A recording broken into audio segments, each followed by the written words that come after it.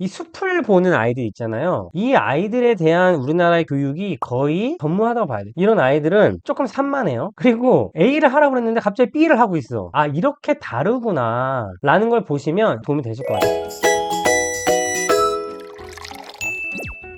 제가 오늘 하고 싶은 얘기가 어떤 거냐면, 이제 저의 스타일이 뭐냐, 또 유튜브에서 저의 스타일을 많이 아시는 분들도 있지만, 당신이 하고 싶은 얘기는 대충 알겠는데 그래서 뭘 하겠다는 거냐에 대해서 정확하게 좀 궁금해 하시는 분들이 있어요. 그런데 제가 어떻게 표현을 하면 좋을까 좀 고민을 해봤거든요. 이 공부 잘하는 아이들이 여러분 아시겠지만 두 가지 타입이 있어요. 첫 번째가 뭐냐면, 나무를 보는 스타일 아이들이 있어요. 성실하고 말 잘 듣고 가스라이팅 된 애들이 있거든요. 그런데 이제 두 번째가 약간 숲을 보는 애들이 있어요. 숲. 이게 뭐 숲을 본다가 더 좋다, 나무를 본다 더 나쁘다, 이런 표현이 아니에요. 그냥 이런 스타일이 있는데요. 숲을 보는 타입의 아이들이 있는데, 약간 저도 그렇거든요. 제가 이제 검사를 받은 적이 있는데, 저는 되게 그 평균에서 벗어날 정도로 디테일에 관심이 없고 굉장히 큰 그림에만 관심이 있는 사람이라고 제가 말을 들었어요. 그래서 약간 충격을 받았었는데, 제가 하고 싶은 게 뭐냐면은, 이 숲을 보는 아이들 있잖아요. 이 아이들에 대한 우리나라의 교육이 거의 전무하다고 봐야 돼요. 특히 수학 학원들도 요즘에 생기는 거 보면은 이런 아이들을 위한 학원이 거의 없어요. 이런 아이들은 조금 산만해요.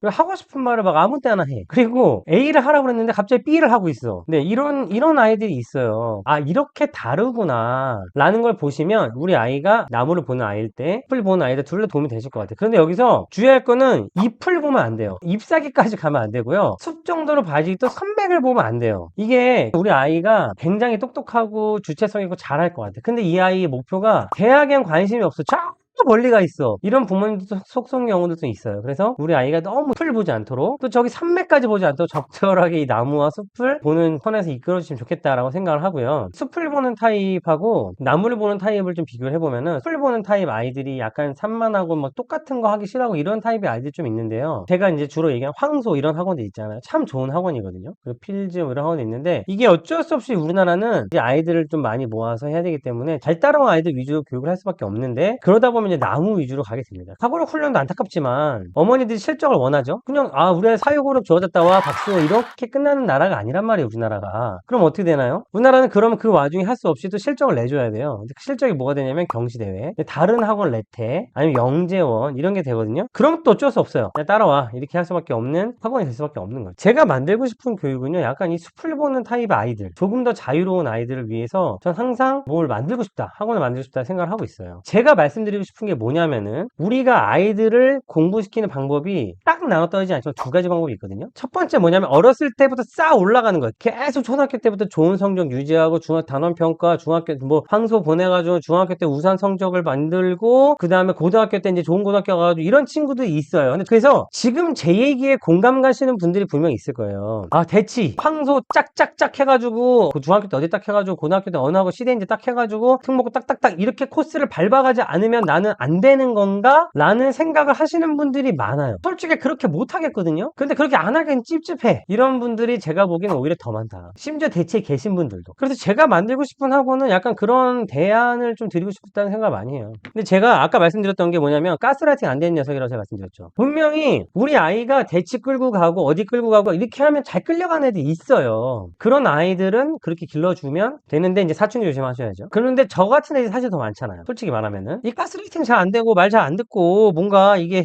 잘 안 끌려, 되게 하기 싫어해. 5번 들었다는데 계속 이해 못해, 막 이런 애들 많잖아요. 근데 저도 약간 가스라이팅 이제 안 되는 타입인데, 저는 이해 안 가잖아요. 그럼 안 들어 그냥. 어떤 타입이냐면은, 초등학교 6학년 때 처음으로 엄마가 과일 한번 시켜주셨는데, 선생님이 3 빼기 5를 가르치는데, 나름 똑똑한 애라고 소문이 있었는데도 3 빼기 5를 3달 동안 이해를 못했어요. 3 빼기 5가 마이너스 2라는 거를 3달 동안 이해를 못했어요. 왜? 선생님이 3 빼기 5가 뭐야 라고 그냥 말해주시면 제가 맞췄을 것 같은데, A에서 B를 뺄 때는 A와 B 중에서 더 큰 숫자 앞에 있는 부호를 쓰고, 그 뒤에는 더 큰 숫자에서 작은 숫자를 빼서 써주면 되라고 말씀하셨거든요.